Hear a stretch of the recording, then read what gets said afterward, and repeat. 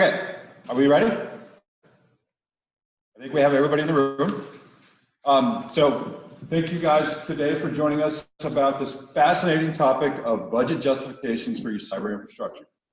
Not only is it budget justifications, but it's internal budget justifications. So it's the hard money that we're talking about today. So it's the money that is not based on grants. It's not come and go. It's the money you I call it hard money because it's hard money to get. And the idea here is that we want to pass on tips for you and experiences to understand that this is an ongoing process to justify any changes you are asking for, which is usually an increase, and to defend your budget so that somebody's not looking to shave money off the top or take it away from you completely. So everybody in this room is responsible for budget justifications. Everybody on the phone is responsible for budget justifications. It doesn't matter if you actually write a budget or you stand in front of management, you stand in front of some decision maker or a vice chancellor or vice president. It doesn't matter. You're always justifying for budget. So what we want to do today is pass down some tips for dealing with those budget justifications. So today we have, I'm going to scroll down the questions here.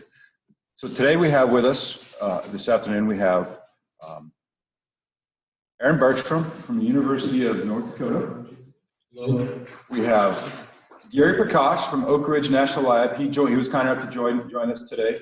He's not registered. He's not part of the residency program, but he is a good friend of mine that I've been working with him for many years, and he has done a lot of budget justifications to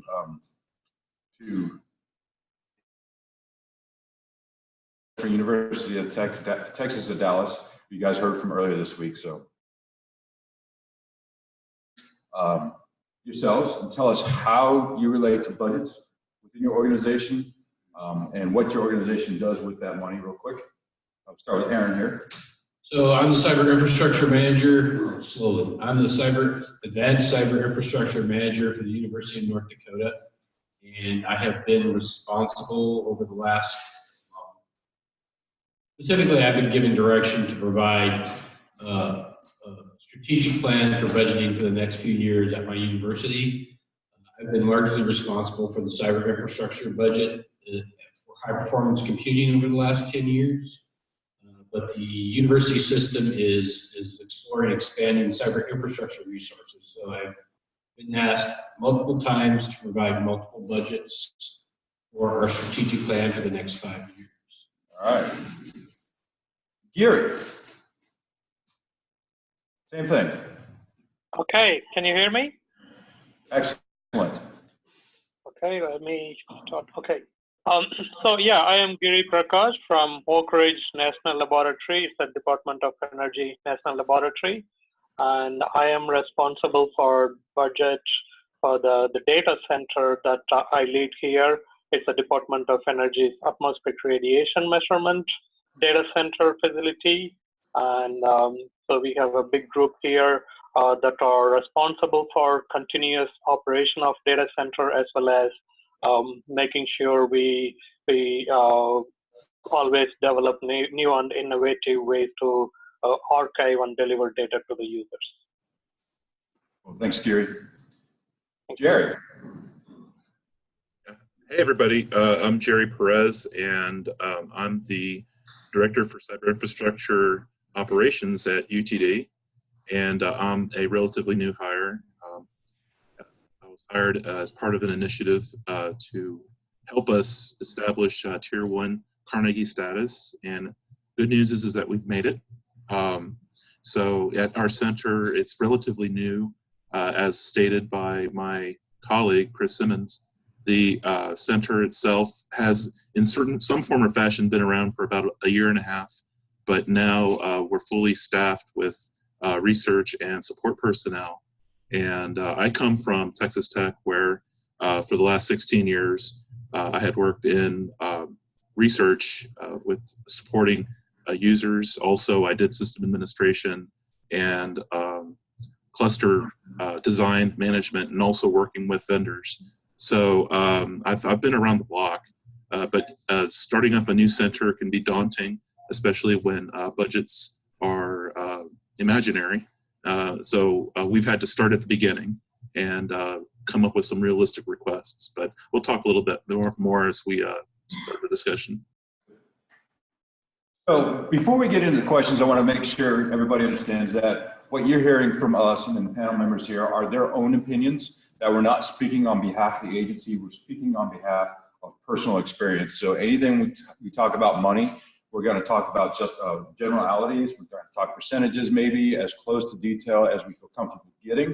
It's not, money is always sensitive, so we want to make sure everybody's comfortable with what they say. So again, it's all personal opinion. We're not speaking as representatives of the agency.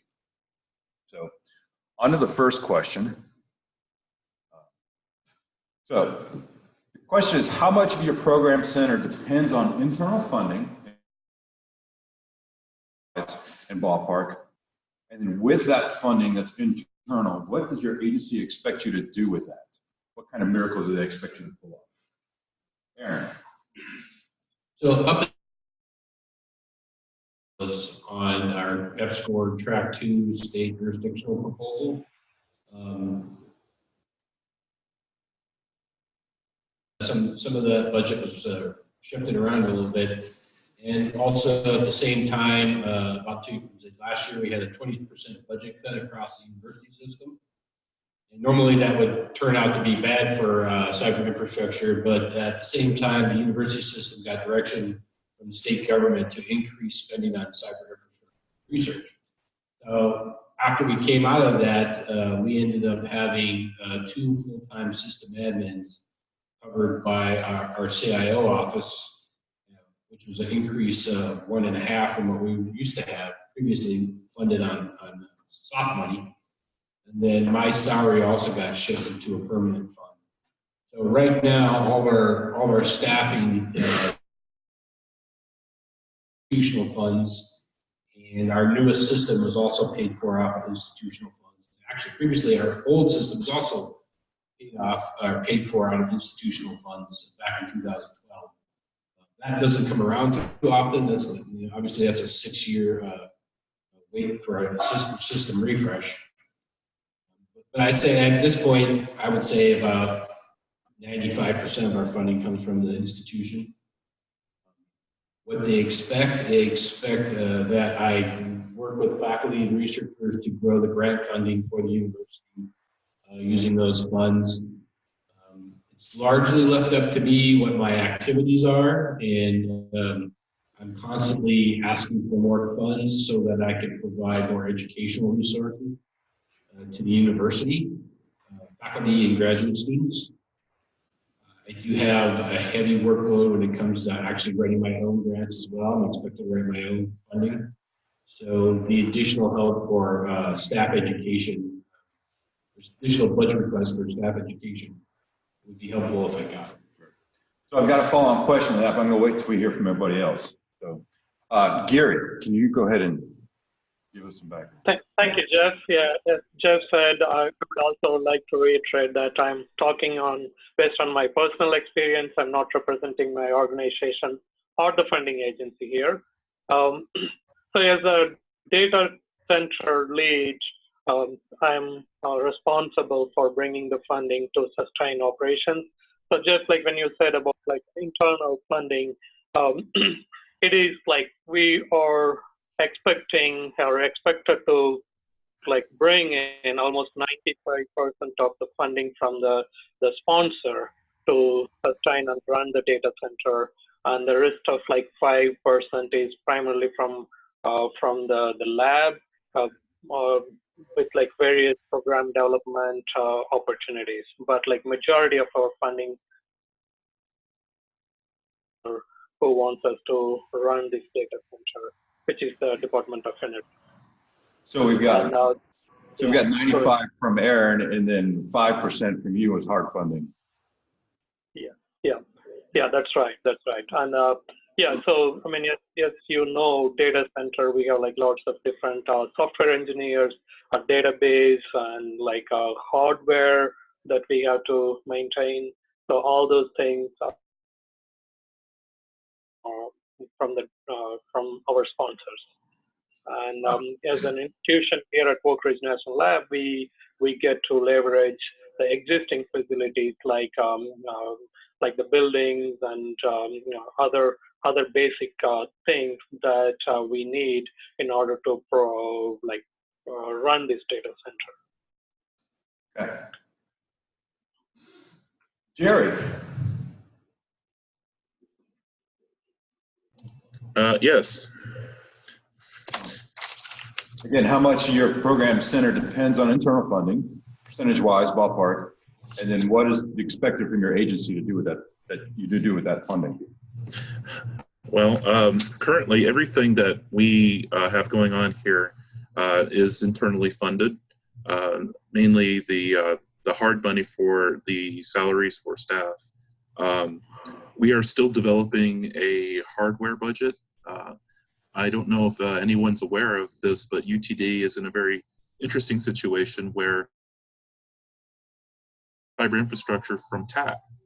And so if you all are familiar with Stampede 1, we have elements of it running in our machine rooms. So we're in a very interesting situation where we can pretty much bring as much of this as we can physically put in the machine rooms. But at some point, we're going to need to use newer, more modern hardware. And speaking to that, we have researchers on campus who have purchased into the condo model where they're adding nodes to the cluster. But the majority of the nodes that we have right now are hand-me-downs from TAC. But as far as the budget goes, currently they're supporting us. We are looking at, when I mean we, I mean Chris Simmons and myself, we're looking at writing future grants for infrastructure. So at some point, we're going to use this initial money, as a primer for the big push for something more modern, maybe in the next year or so. Okay.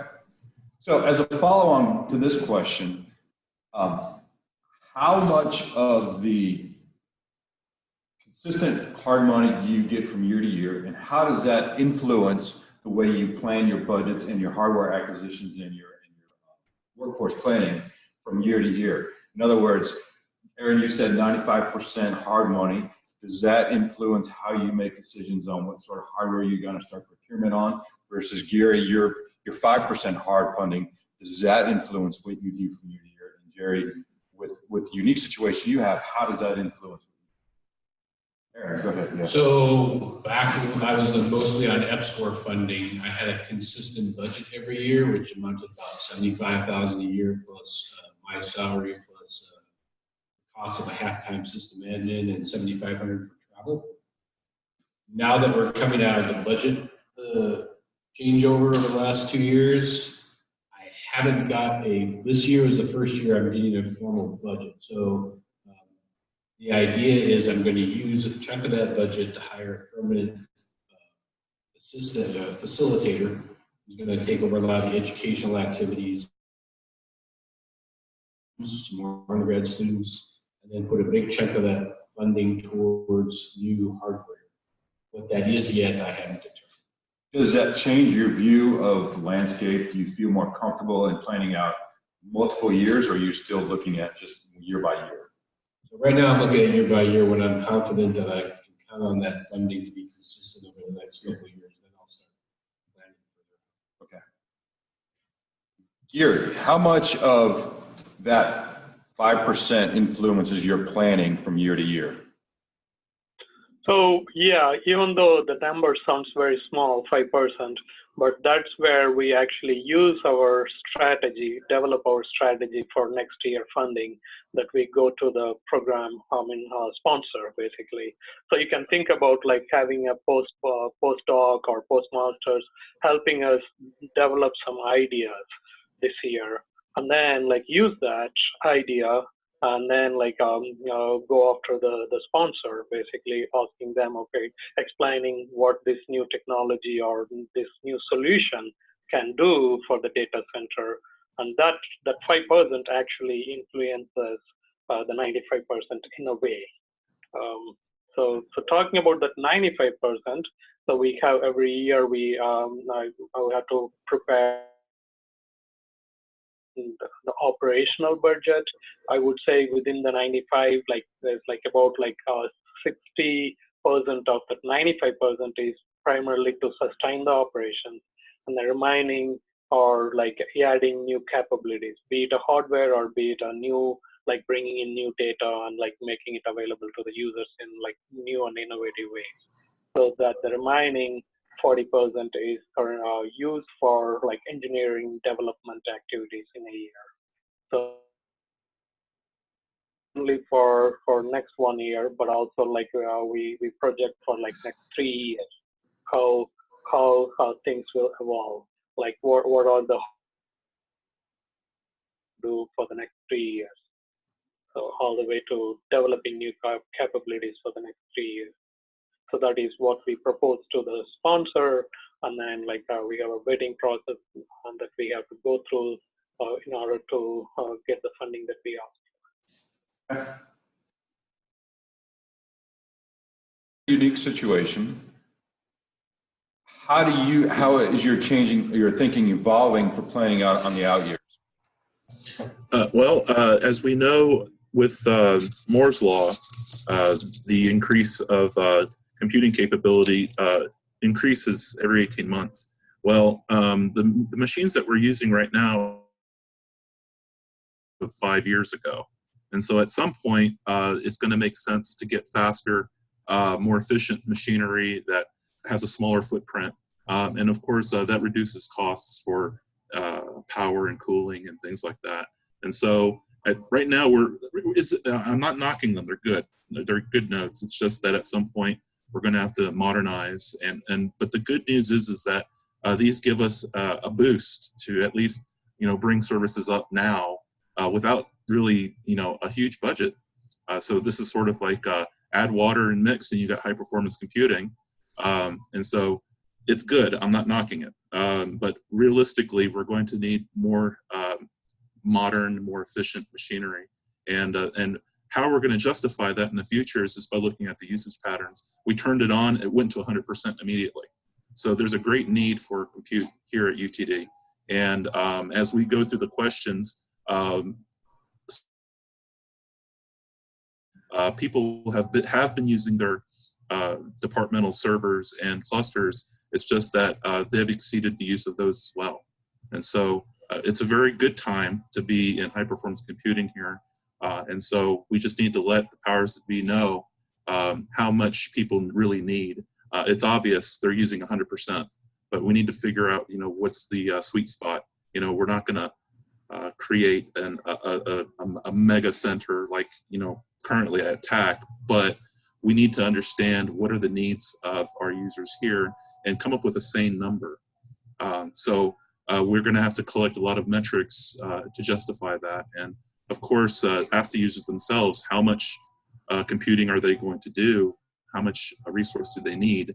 And we need to have a very concise and clear message from the users and get that to the powers that be at the CIO level, CFO level, CTO level, and so that upper management can discuss the possibilities of supporting these needs.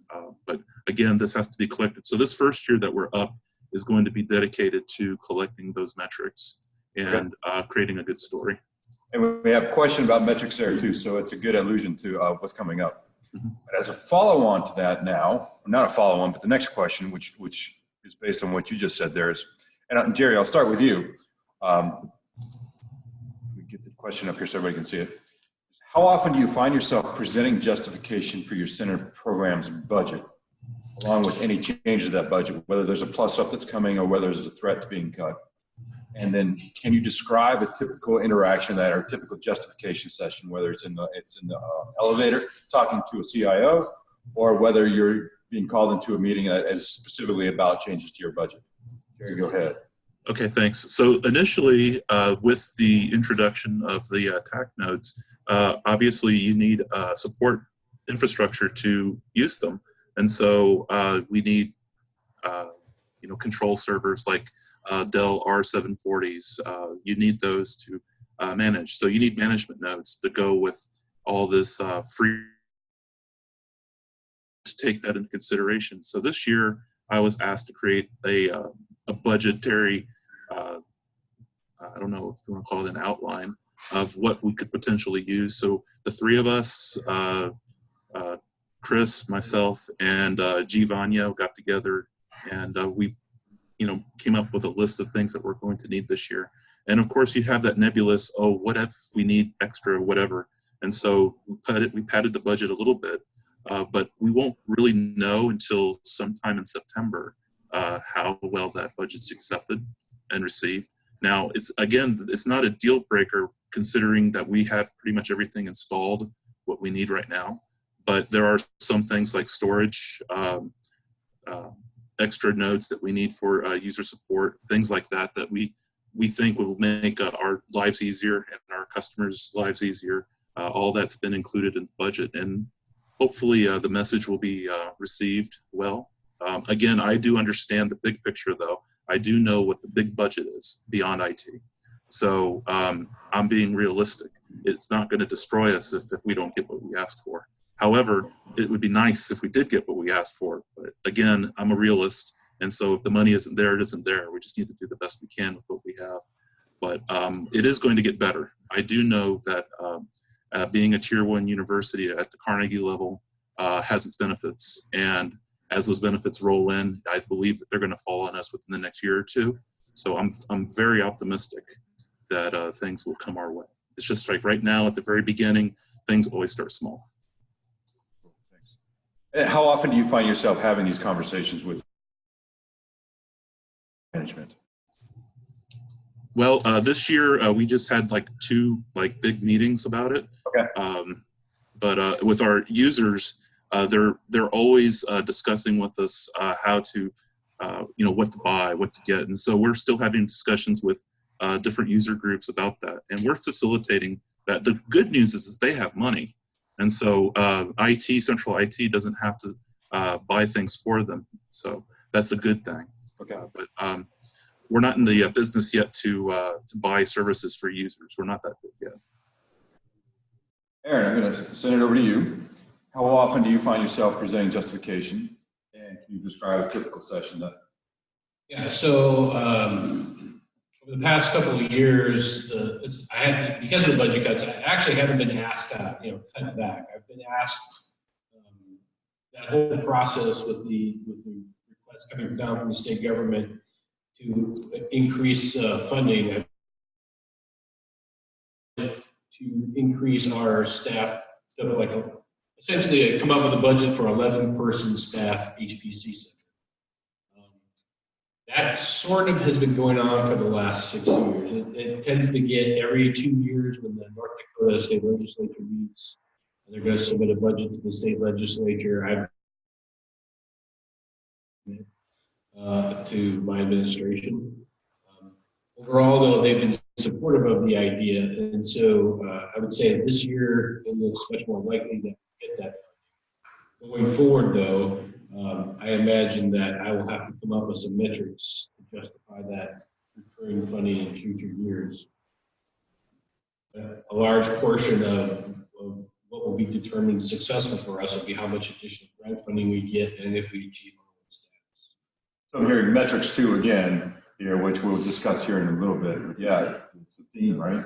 But I mean, typically when on a month-to-month conversation, I meet with my boss, who's the vice president of research for the university, and I basically discuss roadblocks that I have, and often that comes down to funding and staff support. Gary, how often do you find yourself having these conversations, and a typical session, what does that look like?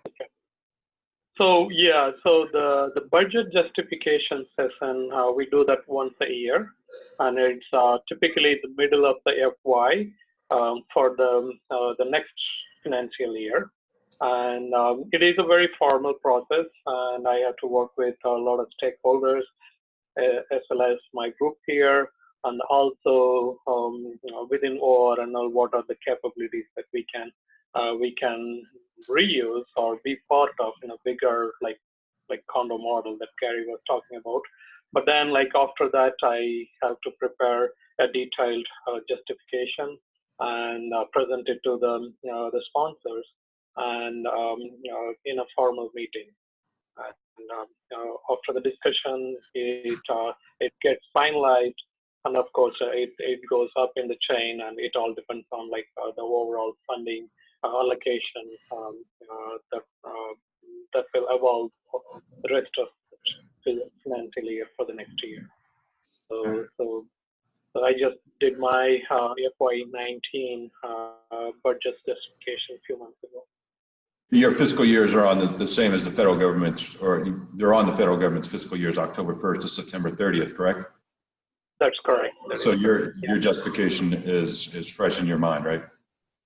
That is correct. And yeah, so I mean, even though like I submit my budget justification sometime in May or June, but there are some unknowns all the time. So for those cases, I get to present my immediate need for like I guess like unallocated needs with the sponsor, which they have as a facility operations, they have some funds to cover this emergency needs as well throughout the year. But these are one time, not in a planned activity. Okay. So Gary, I'm going to stick with you. We're going to move on to the next question. So the next question is, what evidence or metrics, we talk about metrics here, do you feel it's important to collect, maintain, or monitor to support justification funding, and why do you feel those are important? So Aaron talked about metrics, Jerry talked about metrics. Gary, you just went through this, so we want to hear, or I'd like for you guys to explain, what were the key pieces of evidence, supporting evidence that made your case, and why did you feel those were important? Sure. Yeah. So as a I guess data center operations, you could imagine like metrics is the key for our success for many different reasons. One of them is obviously budget reason, right? So things like how we the resource use, both the hardware and as well as the human resource use, that is very critical for our budget justification. And again, like the data growth as being part of a big facility which receives data like multiple terabytes every day. We need to account that like all the way from receiving the data, and then like how much resource is getting used for processing, archiving, and distributing the data to the user. So every year we get like more field campaigns. For example, we send instruments to different parts of the world to study new things.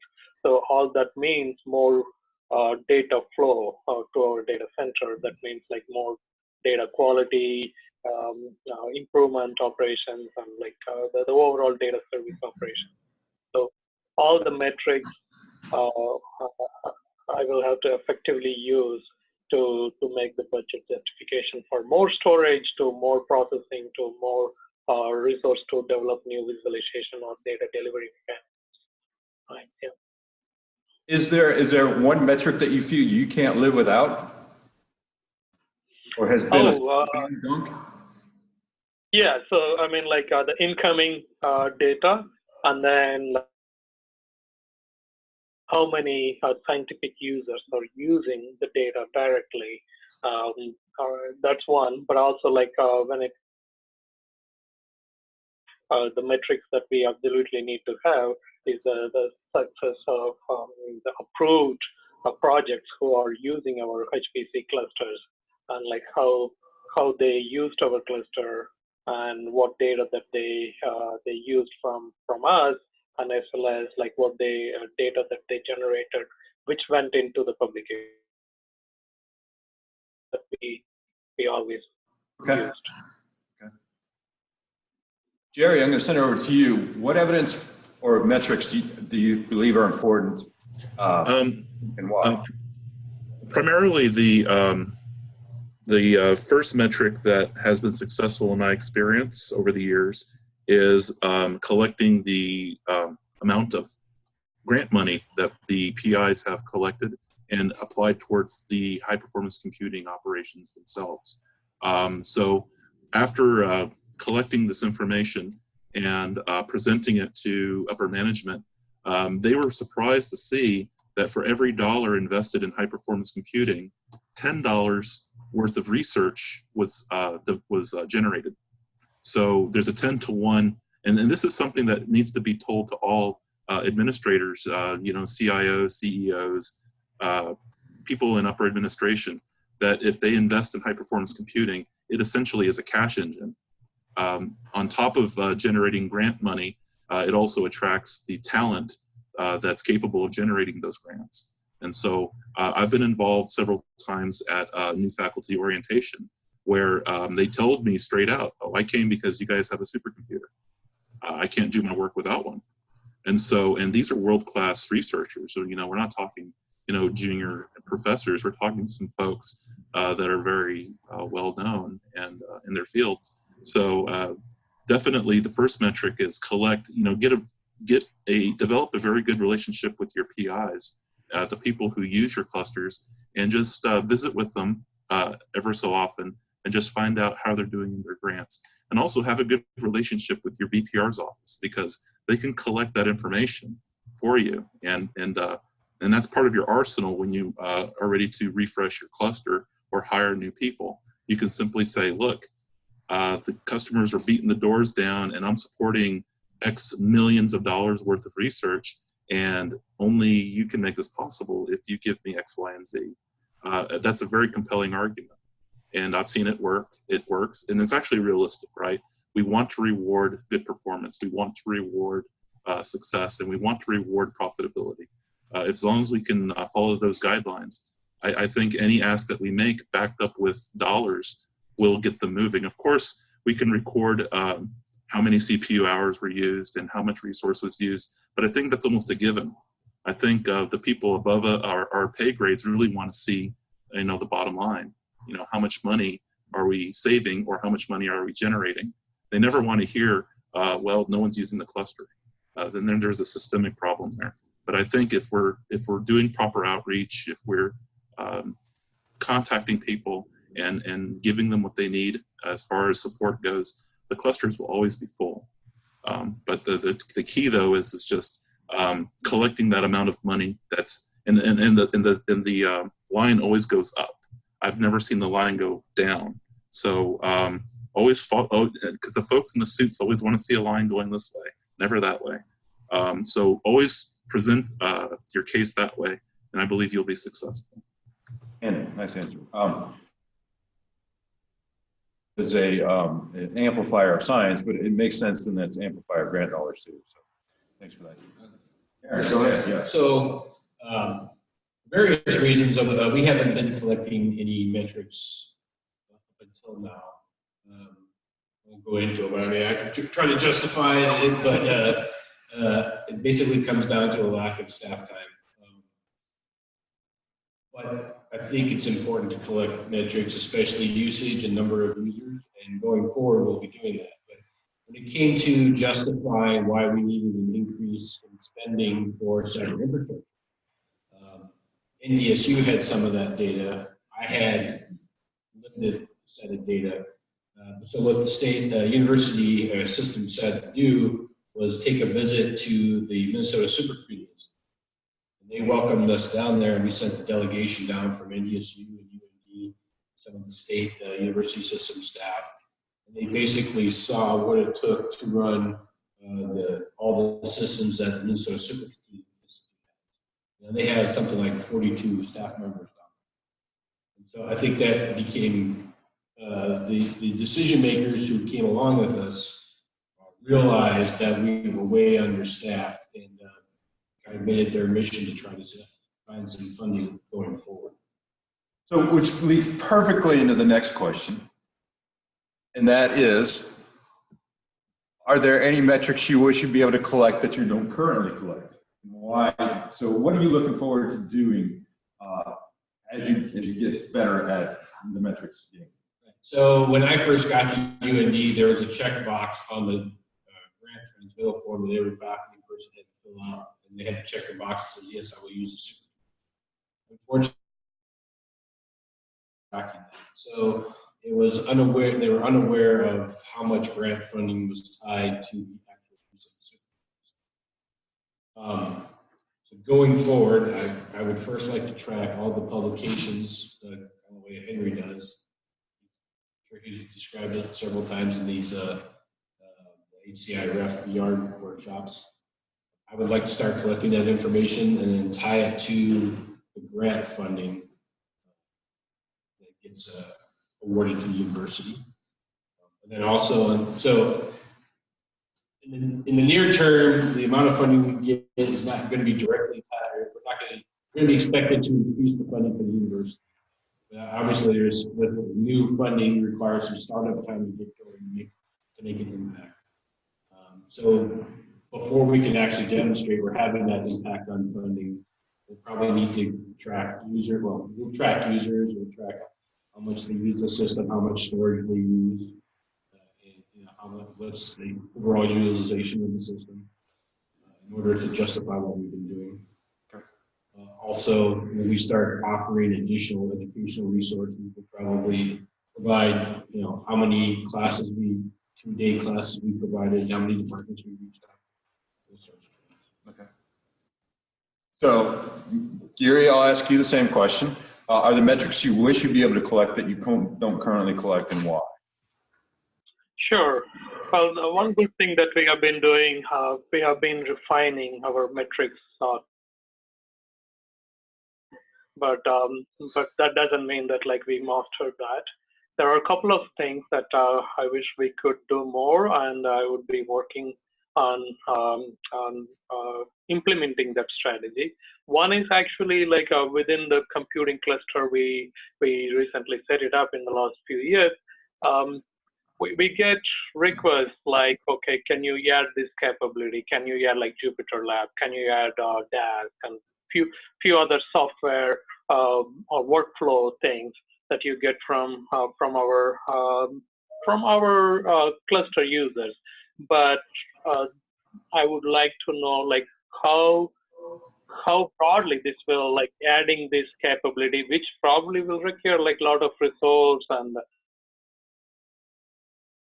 funding. Will that going to impact broader community, or is it just one or two scientific users? So having a better metrics on how to really do a benchmark on cluster users. So that I would like to, I guess, have better sense on that. The second one is actually being a data center, we also distribute the data to other broader portals or bigger community effort. Like a European agency or some other relevant scientific program takes our data, not just metadata, but the actual data. Oftentimes they actually create a value-added product from the data, and then they distribute the data.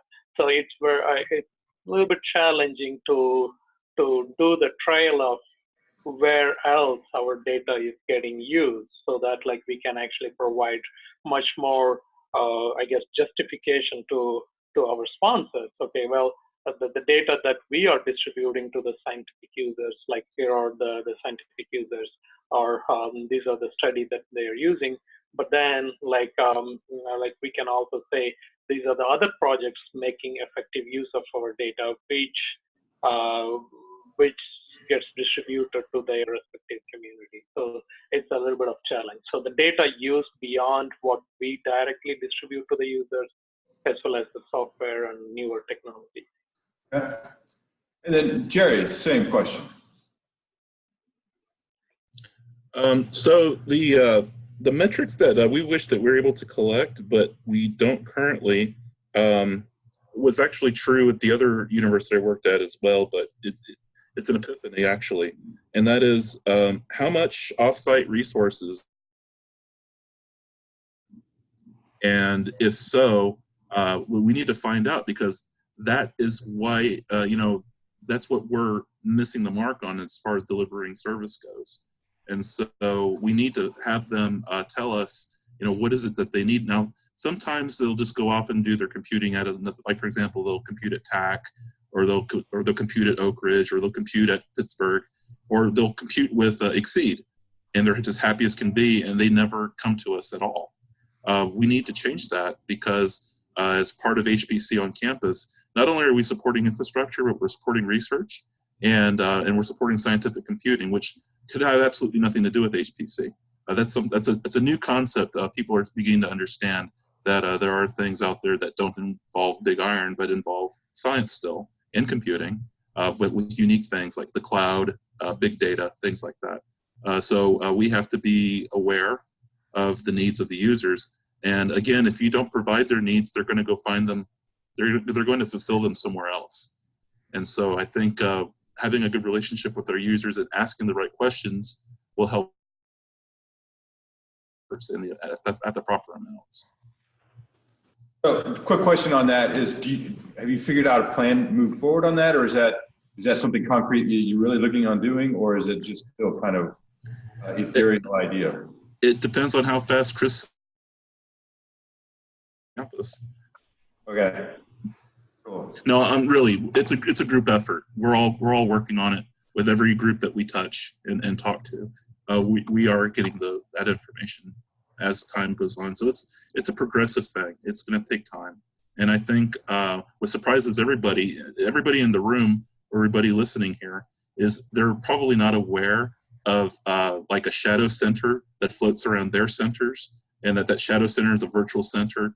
And they're not even aware that people are using it, but they are, because they do what they got to do to get their computing done. And if they can't get it done locally, they'll get it done virtually. Yes. So now let's flip this question on its head. Is there stuff that you've collected and you feel like was a waste of time, or that just didn't matter in the end, and that you felt was irrelevant? And if so, why did you feel that was irrelevant? And Gary, I'd like to start with you on this one. Sure. There are a couple of things I can think of. One is like at least some of the projects that I was involved in the past, we were collecting IP.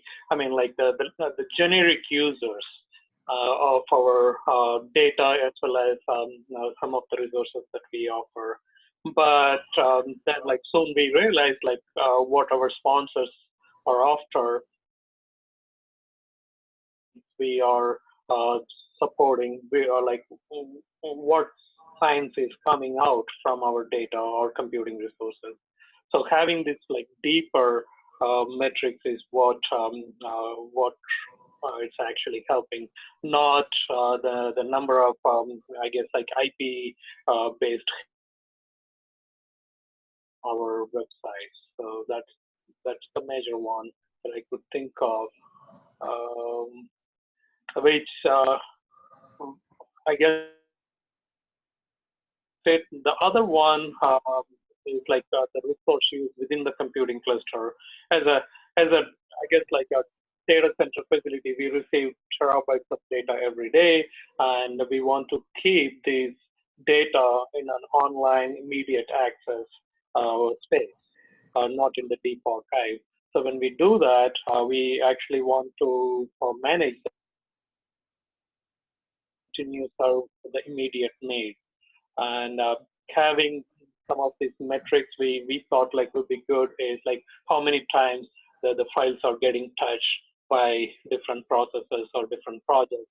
But then soon we realized that's not a good metrics, because like the limitation that you get with like somebody touched. Is that like for real use, or is it just for some metrics use, right? Aaron? Well, I've never been in a position to collect metrics, but I will say that in relation that I've done over the past couple of years, I've had to make up for that lack of metrics by writing a whole lot more in a strategic plan. And I feel that if I had the appropriate metrics, I could just, every time I'm asked for a new one, I could just paste in the metrics into the old plan that I wrote, and instead of having to kind of rewrite everything custom. And so in the sense that something that's not all that effective is having to write all that extra wording to get them. And a response type thing. Yeah. Okay. So, I notice there's a question there about. yeah, I saw that from Claire. I was kind of waiting to finish the metrics topic, but I think now is a good time that we would kind of slip into Claire's question there. And the question is, what would you love, or Claire wants to hear how we get funding for permanent staff, facilitators and system-facing folks. In other words, people that interface with end users, whatever those end users may be. And maybe we'll start with you, Aaron. Well, I think it's showing how my time, what's worked for me so far is being lucky in that the decision makers have decided that cyber infrastructure is important.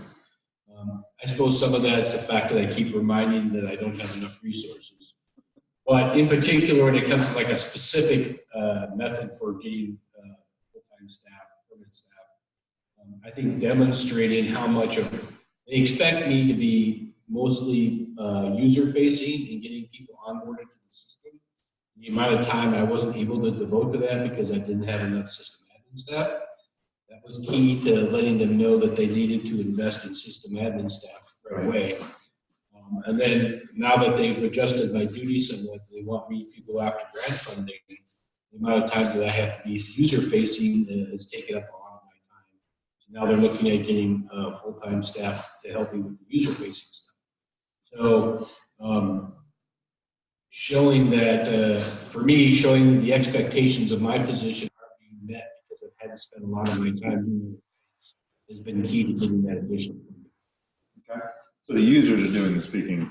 And I do have users complaining in a good way, because I do tell them if I'm not meeting their needs, feel free to go above my head and say something to my boss, so that he knows that I'm not getting something done. And then when I get in there, I can explain why it's not getting done. I'm really not that afraid of that.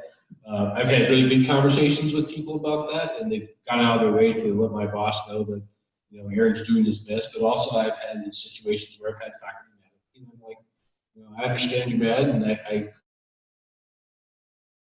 I can't do that for you. I could, or I should probably rephrase it in the way that Henry likes to say, I could do that if, you know, I had these resources. And I encourage them to voice those things to my boss. Sure. And I'm going to swing back to Jerry on the question about the ineffective metrics. I don't think we heard from him on those. And then I'll ask him the same question about getting the user-facing staff too. Jerry? Yeah, so to address the question of how do you get this justification between funding and growing your centers, you have to make sure that the idea comes from the top. And how you do that is have a relationship with your CIO, your CTO, your CEO, and just discuss with them, you know, the needs of the PIs, but with that, show and demonstrate, you know, lots of math, make some graphs, and show them that there is a direct connection between number of staff and performance numbers as far as uptime, available resource, supported research dollars. We can show slides that demonstrate clearly that as you add more support, you have a more robust research environment. A beautiful example is TAC. TAC started almost, their high performance computing started almost about the same time as Texas Tech's. And I can speak from experience with Texas Tech. We had a plan to grow the center to 15 people, but somewhere along the line, we lost sight of that, and we just stayed at a small number of people. Whereas at TAC, they had a vision to just keep growing and growing and growing, and they made the connection between the amount of staff, the amount of infrastructure is proportionate. It's more than proportionate to the number of researchers who can supply research dollars. And so they just said, okay, well, we're going to keep growing this. And the research dollars kept growing and growing until literally their center became a campus, the J.J. Pickle campus at UT Austin. And it's an amazing thing because I've seen that thing grow over the years from just a room to a whole building just full of computers, it's the size of a Walmart. And so if you follow this model, you're going to grow your center this way. What happens is when you're down begins to start questioning the model, they start losing faith in it, then your growth stops. And so the key is making sure that the idea comes from the top. We at the bottom really can't push too hard. We can't force the people at the top to give us more money, because sometimes it's not there. But we have to make sure that it's part of the vision, that when we grow a center, that they understand that as we add more employees, as we add more resource, you're going to have more support. And as you add more support, you're going to have more grants and more researchers who are happy to apply for more grants, because there will be support there to support the grants. So that can be a challenge in itself. But this comes from a system like this doesn't fall from the sky. And so you're going to need outward-facing cyber professionals, and I mean folks who are like basically colleagues, master's and PhD level staff members who can go out there and speak the language of the PIs, and then translate that to the language of IT management. And those individuals are very hard to find, by the way. But we've got to develop them. You may even find them in the faculty themselves. Reach out and ask them if they want a dual appointment in IT. Find, sort of like the campus champion model, find faculty that are interested in working with high performance computing. Quick aside, one of my colleagues at Texas Tech was one of my customers, Dr. Alan Sill. And it's interesting because 16 years ago, I approached him in his office in physics. And then at the end of my tenure at Texas Tech, he ended up becoming my boss. He was running the High Performance Computing Center. So that's what happens. Our customers do become stakeholders. Eventually, they become one of us. So it's a model that we need to consider and follow, because that's how we find qualified individuals in the field, but also that's how we grow. That's how we grow our centers with competent, very knowledgeable people. A lot of our customers, a lot of the PIs out there may end up becoming high-performance computing staff or dual appointed staff. They're still faculty, but they have some role within high-performance computing. And they bring their expertise, they bring their ability to write grants, and they bring a perspective, faculty perspective, that can then be understood by management, be understood by the CIOs, the CTOs, the CEOs. And that's the key, is bridging that understanding between the needs of the faculty and the capabilities of IT to deliver those solutions to those needs. And so, but that's something that we always have to consider. And to use an advertising analogy, the more money you put into advertising, the more revenue you're going to get back. So that's how it is in HPC as well. Gary, on more the data focus side, how do you guys secure funding for a full-time, I guess, user-facing staff in this case is a little bit of a interpretation, but how do you guys do that? Yes, Jeff.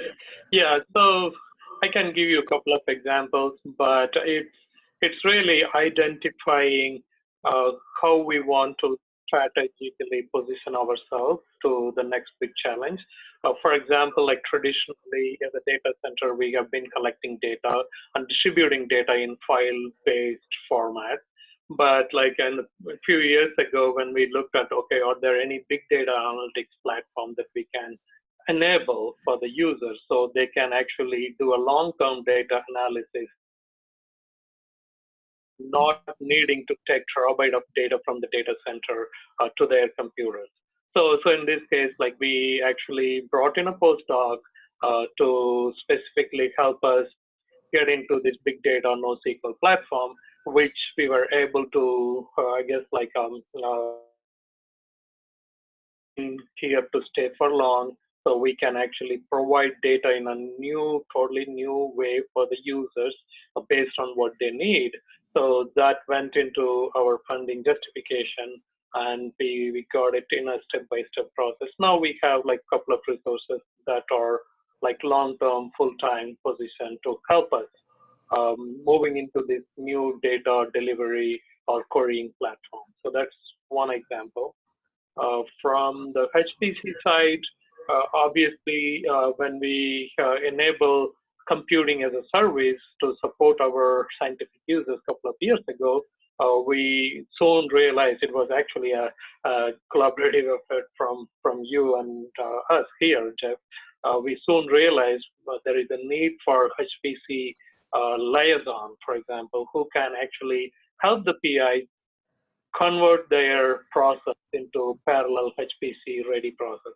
So that was we resource, and we were able to proper justification for a long-term full-time person to do that job.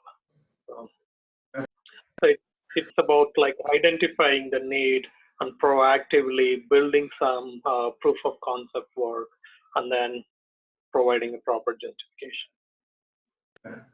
So, and I want to circle back to a question I saw float by. I think Claire asked it too. Is do we provide, now back on the metrics topic real quick, do you provide metrics on demand? And if not, when do you provide them? And if you don't, do you plan on doing that? So say, is there a web portal or something like that that you can just display metrics at any time? Do you constantly check your metrics at any point during the day?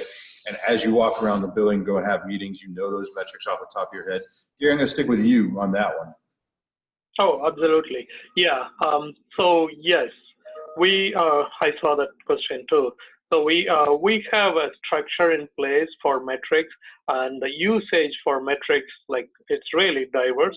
And one for our funding agency, which we provide like a monthly metrics and quarterly metrics and yearly metrics on the key items like scientific impacts and number of science users. But then we also have real-time metrics that we use for our data providers or people who are developing the data, so that they can actually see these metrics and then they will use that to change their data collection strategy or something. So we have a portal for our we have like 3 different layers of metrics that we give, and one is like this monthly, quarterly, yearly. And the other one is like to anybody who wants to know our facility usage and science usage. There is a publicly available information from our portal, data portal. And then the third one is actually metrics as part of our facility dashboard for our PIs and people who are generating data. That's more real time. The public information is like getting updated once a month and once a quarter in our website. Yeah. And Aaron, understanding that where you are in metrics, is there anything you plan on making available real time that you'd like to make available real time, or at least have up to the as you go into talking to upper management or whoever? So right now, I'm actually having the 2 students that we hired work on getting our current usage, whatever the jobs are currently. The first thing I'm doing. I will say that one of my first hires, should we get the larger budget funding from the state legislature, is to hire a data scientist. And that part of that reason is because we're moving into data science and big data at the university, and I expect that person will need to be our outreach person for those activities. But also, one of the primary activities are going to be manage our metrics and make those metrics publishable in a way that people can understand. Okay. So that's the other thing I plan on doing. But of course, that requires additional staff support. It does, right? And then, Jerry, what do you guys do in this situation, or plan to do in the situation with respect to real-time metrics open to anybody that wants to look, or metrics that you need to produce for the day in case somebody asks you? Yeah, so we welcome that. In fact, being transparent is the best thing, because what CIOs do is their knee-jerk reaction is to go to other universities and see, what are their metrics? What are they doing? How much resource? So, and the reality is that everybody does things differently. But at the end of the day, we need to have something that shows some kind of return on investment. And that's what these metrics do for us. I mean, IT is one of the most misunderstood fields, because they look at us and they're like, well, what are they doing? And, because, we're not digging ditches and see what we do, but it's an old problem. But what the metrics do is it shows how effective we are with the resources and how frugal we are with the budgets that they give us. And as long as we can prove that what we say, that we're doing what we're saying, and that we're spending what we intended to spend on, and that we're saving money, these metrics will actually be the litmus test to see if we're really telling the truth. So if we're not supporting the amount of users we say that we are based on numbers, or if we aren't bringing in, or if we're not supporting the amount of dollars that we say we are based on the numbers, then management will then start asking, so why do you need a new supercomputer? But if we can say things like, we're at 100% utilization, our machines are starting to melt down, they're turning into slag, they're ready to go into the retirement home, we need help from you guys at the top. And if they can see the numbers, they're like, oh, absolutely, you're running full blast, you're making these geriatric nodes work beyond their capabilities. Of course, we're coming to the rescue. Backed with the data reports that you collect from everything, from your users and from the supercomputer itself. So a final question, and I'm going to blend the last two questions that I had prepared together. And Aaron, I'd like to start with you. What have you found to be the least effective approach to internal budget justifications, the most effective? And the final question is, do you have any final tips for anybody that's getting started in this world of talking to budgets and talking to leadership about advocating for yourself and for your center? I think the least effective approach to getting funding is the fact that if you don't do anything to advocate for yourself. Now that comes in two forms. One, complaining that you don't have enough resources, and two, promoting yourself in a positive way. I have not done a good job of promoting myself in a positive way that I haven't presented. These are the research things that have gotten done because of us. This is the grant money. I've done a fairly good job of complaining that I don't have enough resources. But I wouldn't say that's the least effective way, but that's not the most effective. That said, I've also helped bring in surprise grant funds, and that has highlighted the positive aspect of what I do. Right? So in the end, I hate to say it, funding, if you bring in more funding or help other people bring in more funding, that's going to help you out the most with the people on campus. But I don't know that there is anybody in this business who doesn't do anything, like sits like, oh, these guys will come to me, I'm just going to run the system, and hopefully it will just sort of grow on its own. So doing nothing is obviously the least effective, but I think to get at that a little bit more, I would categorize myself as somebody who dreams a little bit too big for the kind of resources that I have. So in a way, doing nothing is sort of different from that. If you can get out there and dream a little bit bigger than what you maybe have now, and what maybe your current mission is now, and sort of try to stretch yourself a little bit, people will see you doing things, and you'll get those accidental opportunities that show up. Honestly, a lot of my recent success is a lot of those accidental opportunities that came about because I was dreaming a little bit bigger than what I maybe should have. Okay. So Gary, same question for you. What have you found to be the least effective approach? What has been the most effective approach for you in your budget justifications? And then any last minute tips before we wrap up here this afternoon? I guess like the least effective, this is again like my personal experience, or from my personal experience. So I guess like you don't want to be a surprise going into a budget. So like I did this in the past, like where I kept like at the last minute to inform, okay, here is a big idea. That I found was like a little bit ineffective. Rather, what I learned over the years is to actually, like if we have an idea, just like educate and make make our sponsors like know about this new capability or new funding idea that is evolving, so that like there won't be any like last minute surprise to them, because they do want to spend some time on consuming or doing some research on the programmatic vision, in a much forward-looking way. So giving surprise to the sponsors is the least effective way. The other question that you had, addressing sometimes sensitive topics to advocating and also preventing budget cuts. Actually, like I would say, again, like being proactive. Sometimes being proactive and then proposing to cut the funding for areas where you think can be consolidated or can be eliminated based on the change in the mission, change in the priorities, is not at all a bad thing. That actually gives more confidence to the sponsors.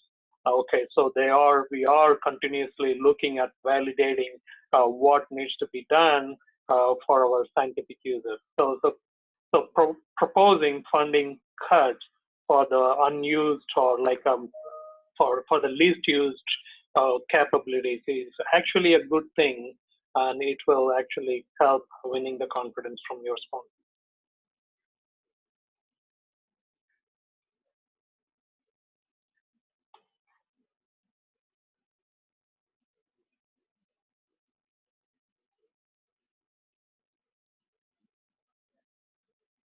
Hey Jeff, we can't hear you. Sorry, that's my fault. Go ahead. Oh, Henry's asleep at the wheel, I think. Jerry, again, the same question to you. What have you found to be the most effective approach to budget justifications, the least effective approach? And then any last minute tips for addressing the sensitive topic, of course, of internal funding or preventing cuts, increasing funding or preventing cuts? Well, make sure that the funding supports the mission critical projects. For example, if you have a campus-wide initiative to support research data, for example, this is a hot topic, research data management. It plays into high performance computing, scientific computing, it plays into the library, it plays into research offices everywhere. So this is a broad spectrum project. Well, to support that project, it requires people. In fact, Claire asked a question about, how do I justify hiring a full-time FTE? Well, data management requires full-time FTEs. So, and normally the tech-savvy folks, either in high-performance computing or in research, usually are the people who are tagged to do this kind of thing. And so jump on those initiatives. If you need another FTE, well, sure, we'll support big data, but guess what? This person's also going to support high performance computing or whatever scientific computing jobs we have. So, because we all know we're all not just directors, we're sysadmins. We're not just sysadmins, we're facilitators. We're not just facilitators. Sometimes we got to throw out the garbage. So we all have things to do, and we all just can't be the person at the top, we're directing everybody. We have to get into the trenches and be there and active, helping everybody within the chain. But definitely we have to make sure that whatever we're asking for is mission critical, and that that there are other stakeholders that go beyond your organization that will participate in this, and that guarantees that will stay funded. It also guarantees that you're going to get the support that you need to run such initiatives, because at the end of the day, you still need people to run these things. Also, make sure that you constantly report the effectiveness of these projects. It's nice that you set up these projects. It's nice that we can send an email out congratulating everybody, but we actually have to keep it into the public awareness that these projects are still ongoing. Some of these projects last for years. Well, make sure that you become your own cheerleader, and that you send out public announcements and updates as to how far the project's going along. And as long as that stays in the minds of everybody involved who's responsible for funding it, your project pretty much will be in the forefront of, oh, are we going to budget for big data this year? Oh, but of course, because big data has been doing X, Y, and Z. We got a report, last week. And so that's one case. And then present the effectiveness in papers and conferences and involve your senior IT leadership.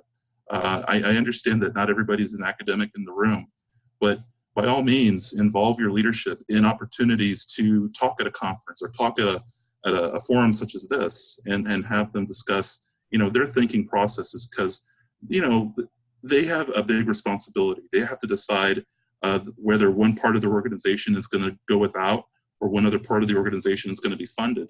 And it's a balancing act. And in their minds, they have to have a clear picture that they're making the right decision to support that, with the dollars that they have at their disposal.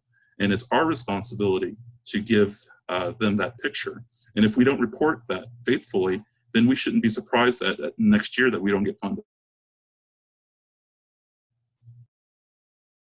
So, any last questions from the room, or is there any quick questions we have online that we can make?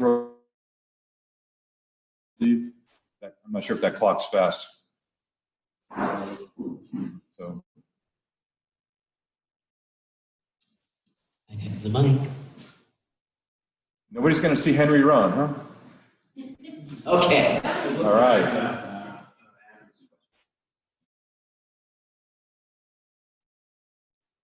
Earlier, Adam Burke asked a question on Zoom. I think it should be addressed here. I don't have it on my laptop. It was opportunities for being a facilitator, and there doesn't seem to be a central location where that's distributed. If anyone has any thoughts about that? Well, I suppose it depends on the context, right? So I guess I don't know, Adam could type in the chat box there what the question is. There's a ton of great conversations going on, so we've lost it. If you're a student, can you hear me okay? and you like working for free, come find me and I will put you to work and try to find some way to get you credit. I will be hiring staff too in the near future. So the local cyber infrastructure center can hire you as an undergrad or grad student, get in contact with them and I guess make yourself useful, and then you'll be one of the first people they want to hire. Beyond that, if you're faculty, it's not really the faculty's job to get to know us. It's our job to get to know them. But if you're a faculty member and you don't feel like you've been contacted, reach out and contact your local CI people. Can you hear me okay? Yeah, Adam, we can hear you. Okay. So I know it's inherently difficult to solve this problem just because we're dealing with so many different disciplines and a truckload of jargon across all these disciplines. So I know Henry has done a lot of great work with his mailing lists of, just spamming everybody, to get the word out. Because it's inherently difficult to search for these jobs, because if you don't have the right search term, you're not going to find it. Or, in my case, I've already got a home somewhere, and so it's very difficult for me to just pack up and go to these different jobs. So I've limited my searches by location. And Claire makes a good point with the different sorts of funding. A lot of these positions are short term. And so that's not anybody who has, who needs to rely on a long-term income source is not going to be able to go to these locations or jump on those types of jobs. So it's just, comments and thoughts from my perspective. I thought I could contribute here is all.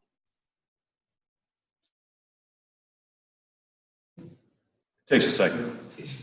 Okay. Yeah. So one of the ideas is really, it depends where you want to work also, like if it should be like already something like a center for research computing, you could look for this on the email list of a task. They're going all these job positions around, so they are advertising it to each other, the centers of research computing. It would be great to have a central point, how I had it also was said it yesterday in my talk. Like we need somehow to consolidate all this information in one place. Um, we don't have it at the moment. We have a couple of email lists. We have a couple of different platforms where to go. So maybe, yeah, if someone volunteers to do a job position platform, and we could invite all the email lists to go there, I think we would be happy about that. Yeah, so if you're tied to a specific area, and like if you were in Grand Forks before we had this additional funding, you would be hard pressed to get a full